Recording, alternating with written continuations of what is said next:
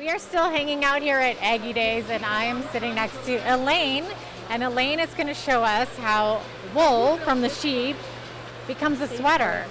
So Elaine, my understanding is this is your own spinning wheel, and you didn't make it, but it is homemade, correct? Yes, it is homemade. Okay, it looks like it's made out of a bicycle, actually. Yeah. So it kind of shows me you can make a spinning wheel out of almost anything that spins. Your imagination is your limit when it comes to making something, yes. Exactly. Okay, so how long have you been spinning wool? I've been spinning myself for 7 years. Okay, and what do you make? Are all these your wares behind us? Here we got scarves and sweaters back there. Yes, everything back there is my own, from my own sheep as well. So tell me how it goes from this to what you're doing here and how do you make a sweater?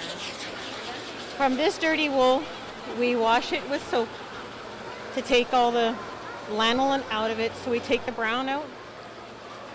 And we do felt it to a certain extent because it will, as you're washing it, it does knot up a little bit. From here we take it to the cards where we straighten everything out. These are the cards that we use to straighten.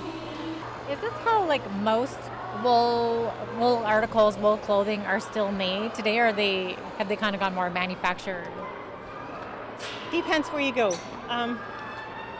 Yes, there is a mill in Carstairs that does do. You take your raw fleece there and you come home with your yarn. From here I dye mine first. Some people dye the yarn first to make the yarn, then they dye it.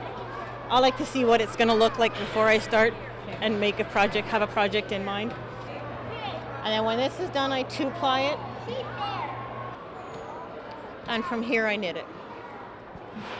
Into a scarf, a sweater, whatever you want. All right. Thank you, Elaine. That is Elaine, our wool spinner, who is showing us how wool from a sheep goes from the sheep and becomes a sweater. We'll have more from Aggie Days coming up next.